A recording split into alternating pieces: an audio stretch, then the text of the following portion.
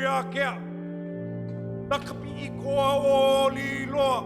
Aulu I tamotua kui Hawaii. E o I kapalau mai ewa. Na kamo kamalala walu. Kui tamotua kui maui. E o kanaloa. Na puko a o tahei o kanaloa. Aulu I tamotua kui ka hoolawe. E o lanai. E o no lau a o ka ulu lau. Aulu I tamotua kui lanai. E o tapuli o. Tamoto na taunga. Na alai nui a hina. Aulu I tamotua kui molokai. E o lalo ai ea. Na uhi o kakui hewa. Aulu I tamotua kui o wahu. E o kamawailu alani. Na me e o mano Kalaniʻōpuʻu. Aulu I tamotua kui kawai. E o e kaunu. Na kama I laila o ta mua kākala o kalala kea. O ta pūpū ka hele lani. Aulu I tamotua kui ni I hau.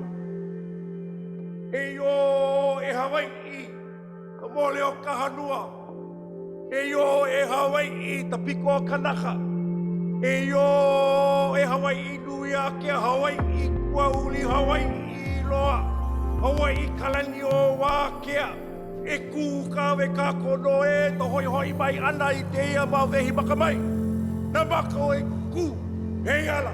He oli e. Hei ola.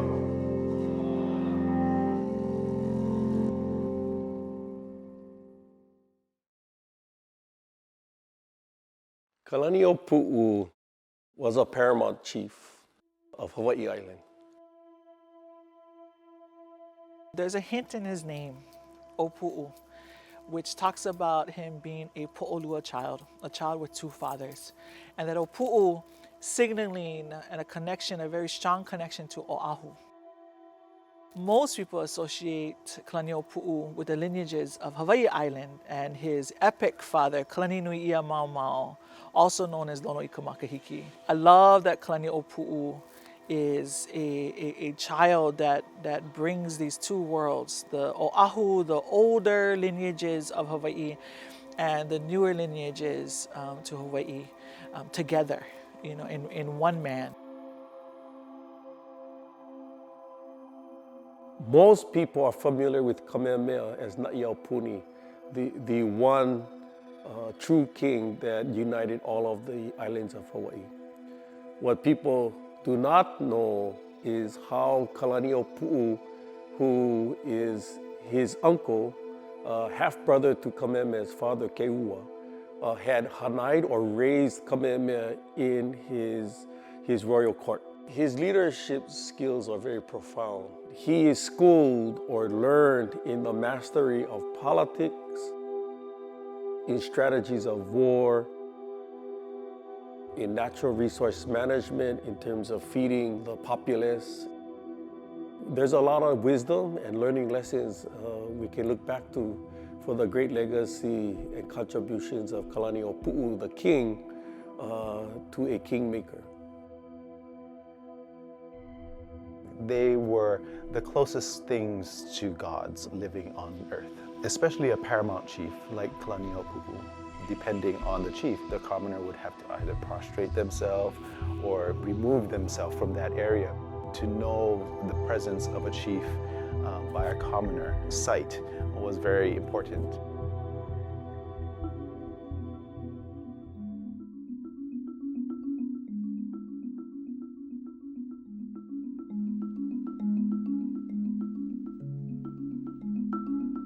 The ahu'ula consisted of a net backing made out of olona, as well as the feathers that were gathered from the upland birds. The birds that were used in the creation of these feather garments, they're very small.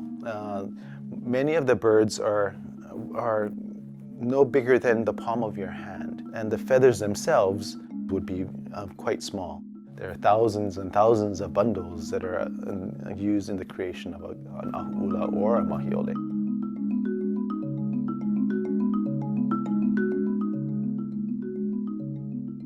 So the abundance that is woven into this ahu'ula and mahiole is not only what you can see on the surface. Below that lies the backing, the foundation, that also takes a forest to create, and time, and a generation to make. It is truly a symbol of our maukatu makai, our wau'akua, all the way down to our waukanaka in our practices in Hawaii. When we make anything with our hands, our mind, our hearts, and all has to be clear, has to be focused, and can't be kind of muddied by any negative thoughts, bad energy. The result will show up in the thing that we make. When you get to see the ahu'ula and the mahiole, you would know that the most maiau hands, hearts and souls put that together.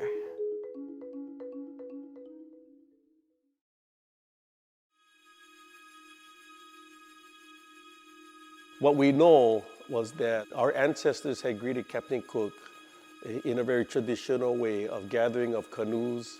Some of the accounts shared that there were over 1,000 canoes in the bay at that time. And you can imagine Captain Cook as a foreigner to these islands, seeing all of these people coming out to greet them. It's nearing the end of makahiki season, right? And makahiki season is not only a time of peace, but it's a time of diplomacy. It's a time of relationship building. Kalaniʻōpuʻu took off from his shoulders and from his head the ahu'ula and the mahiole and gifted them to Cook. In his diplomatic gesture, he really catapulted not just only his people, but he established diplomatic relations with Captain Cook as a foreigner.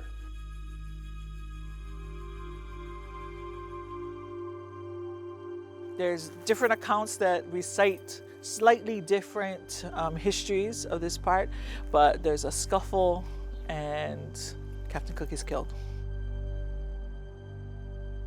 But everything that was gifted to him makes it back to the ships, and the ships are actually allowed to leave.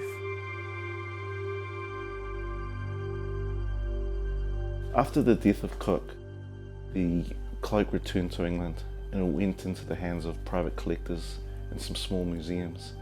And then in 1912, Lord St. Oswald, who was one of those small collectors, he offered it to the Dominion Museum in New Zealand. And in the 1990s, when the new museum was built on the waterfront of Wellington, it found a new place. It was one of those things that you couldn't just put away in storage. It had to be on display because people knew about it.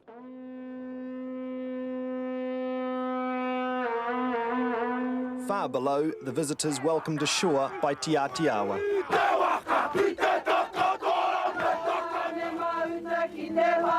Then began the procession to Te Papa's marae. But if you think we're just opening today a building with valuable things in it, then you'd be wrong. The treasures here are not just objects, images and sounds. They are also memories and ideas. I was part of a delegation that actually bear witness to the opening of Te Papa at the time and the unveiling of Kalaniʻōpuʻuʻs Cape. There have been a number of hula halaus themselves, individual artisans, community cultural practitioners who actually have heard about Kalaniʻōpuʻuʻs Cape in Te Papa. He performed an oli to the cloak, which really, I guess, was the start of a new period where Hawaiians would have greater engagement, not only with Te Papa, but with the cloak in the Hawaiian collections. It touched something in my heart, saying that the importance of treasures and what museums have to their cultures and their people. You could see the emotion and the real sense of longing and connection to that, the ahu'ula. And you realise there's something, this is really important. This is really important to Hawaiian people. For us at Te Papa, yeah, it's as much about how we can honour the past and respect the past for the future. These treasures have immense cultural value for the Hawaiian people. And we believe it's our vision that of changing hearts, changing minds, changing lives. What sits at the heart of that is connecting. Leadership from Te Papa actually broached the subject of, do you think the ahu'ula and mahiole should go back home? And it was important that during those discussions there we talked about, you know, the significance of Kalaniʻōpuʻu's cloak and helmet in terms of Hawaiian identity and for contemporary identity. As stunned as we were, all of us sitting in that room, you know, it was time. One of our OHA's primary responsibility is advocacy. And in this case, certainly, it wasn't just the Office of Hawaiian Affairs, but I think we help to elevate the voice of the community. In doing so, we are able to share the mana, we are able to share and recount that historic moment in 1779, and we make it real in the 21st century. Finally tonight, Chief of Hawaii Kalaniʻōpuʻu's own feathered cloak and helmet that he gifted to Captain James Cook back in the 1770s will be returned to Hawaii. We look at it as really a great opportunity to help promote and share cultural vibrancy, as well as to help Hawaii as a whole thrive in understanding Native Hawaiian culture and heritage. A group from Hawaii will go to Aotearoa or New Zealand next month and go through protocol and ceremonies to accept the royal objects. Before we board, we just wanted to have a small gathering. There's different groups here representing Bishop Museum, Office of Hawaiian Affairs, Hawaiian Airlines.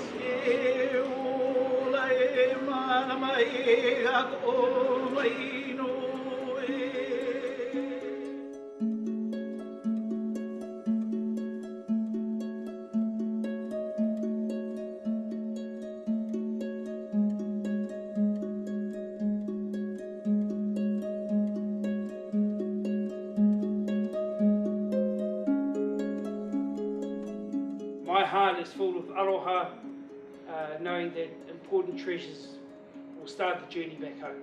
Our relations from Hawaii, the Bishop Museum, Chairperson, OHA, who have made this possible, welcome, welcome, welcome.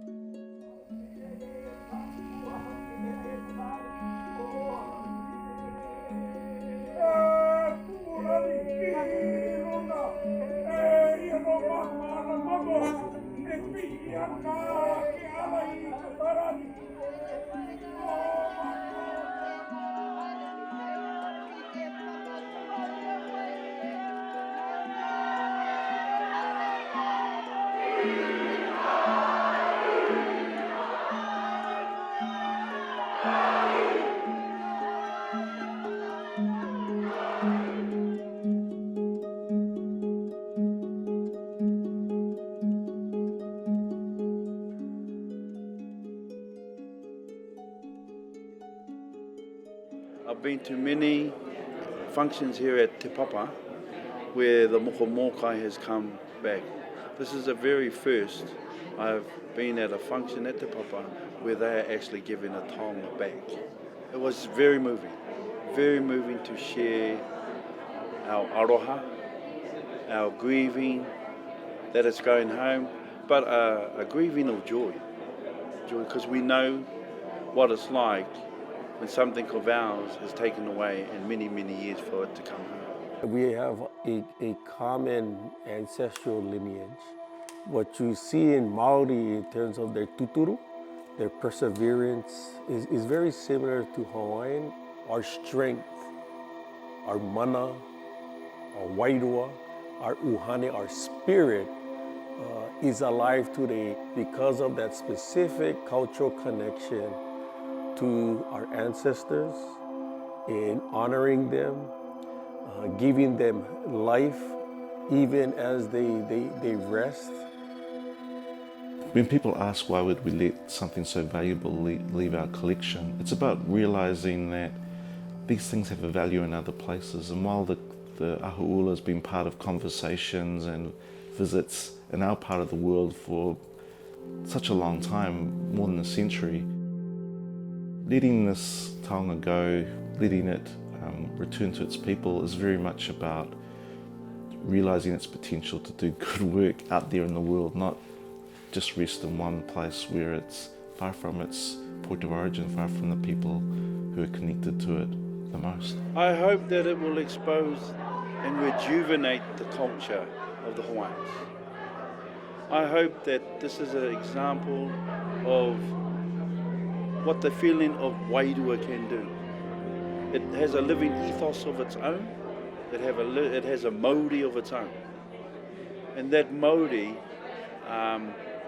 can only rejuvenate and encourage the Hawaiian people to be a proud culture, which you already are. But this will even add more rejuvenation to who you are.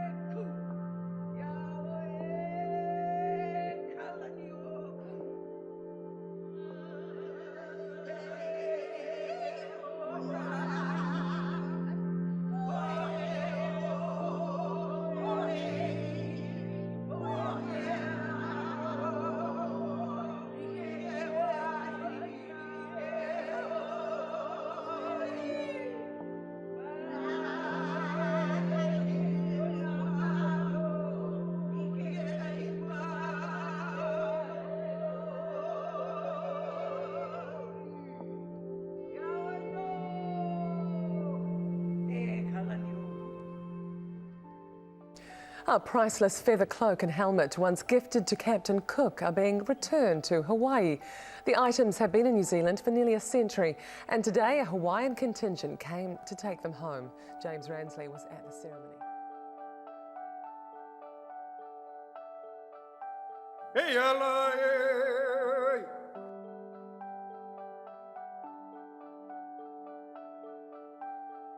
Hey, ala, hey.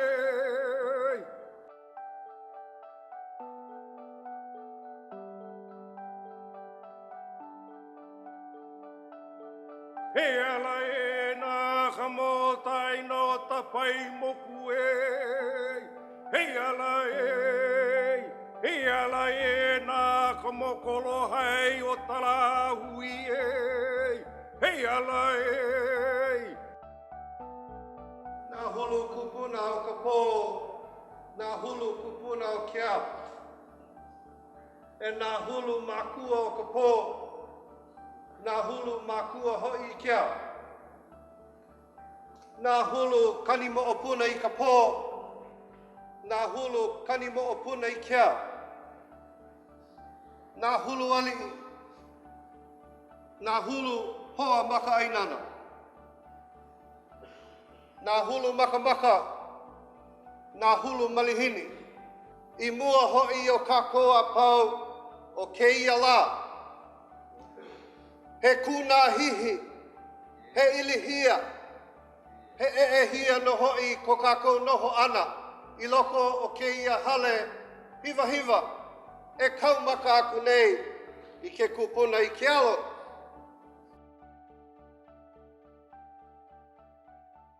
He aha na e kela ula ana. He aha kela ula ana. Ke kau aku no na, he nai. A alena e kako mau popoloa. Ka milo ana i kela nai, oli ia kela nai. Ku haha ia na paha ka mooku au milo ia paa i loko kela nai, paa ka nai. Ua mai ana i ka hulu a paa, oli ana i ke kānai nai loko ki ia po e hulu. Paa aku ana, paa ka ahu. Ele no a komo. He ula a ole ma ke kino. He ula ma ka mauli o loko ke kanaka. Maka wailua ho'i o ke kanaka a maka uhane, ma leila ho'i ka ula ana. Ano leila ke iauiui ana e waihonei mua o kou. Mahea ke la ula i loko o kākou i ke ia la. Mahea ke la ula i loko o kākou mauhana o ke ia la. No ka mea, i nā a ohe pili ka ula o ke la kupuna me ka ula o kākou hana o ke ia la. He lole vale no. He papale vale no. A ole na e ke la he lole. He ahu ula ke la o ke li inui. A ole ke la he papale. He mahi ole. Pale pale po'o. Po ihi. Po kapu kapu. O Kalaniʻōpuʻu. I remember one person who was on the trip saying, you know, when we turned up on the Hokulea to Aotearoa 25 years ago, we were led around by the Maori because we weren't really sure exactly how to perform protocols and the things that we felt would be necessary for greeting and being in their land, and to be here 25 years later and bear witness to a 3-hour ceremony where no English is spoken. We've come a long way. And I was so proud to see this next generation leading, really. And yeah, there were some people my age chanting too, but the guys who were really young, who are taking it up a notch, the next level, who are reinvigorating all those old cultural practices. And I just felt like our lāhui will continue forever.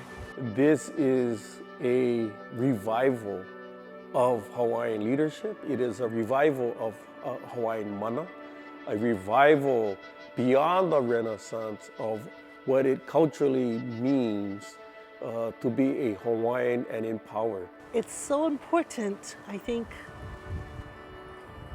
to remind us of what is that ancestral knowledge that we are heirs to, that we are lucky enough to be heirs to, about the land, about how we treat one another, about how we prepare our people for the future, and how we survive. That's what Kalaniʻōpuʻu really means. We still live in the same space as our ancestors did. The sun still rises the same place, and so we still look at the same kind of mele for sunrise, sunset, what the symbolic meanings of these things are. Things have changed as far as the clothing. We speak a different language. Most of us look different, but the space is the same, and so the space have that mana. And so the more mana added to the space, the more DNA that we have, or ancestral memory that we have, will be reawakened. We're all still tied together, just like the ahula. It's just remembering that all of us together represent something greater than ourselves.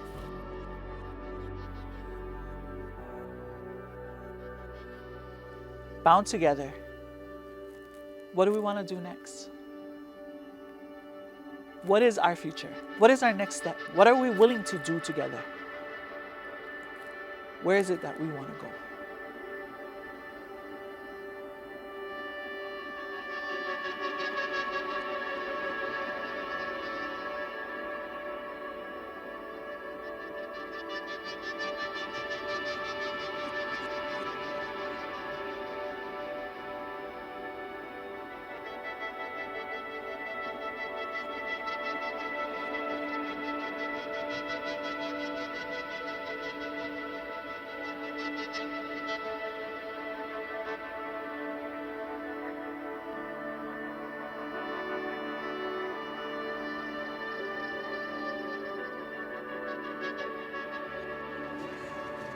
Hundreds of people lined up at Bishop Museum's Hawaiian Hall today for a chance to welcome home a treasured piece of Hawaiian history.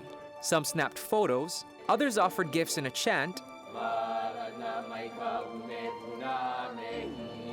all to honor the return of the ahu'ula and mahi'ole, the feather cloak and helmet once worn by the chief Kalaniʻōpuʻu of the Big Island.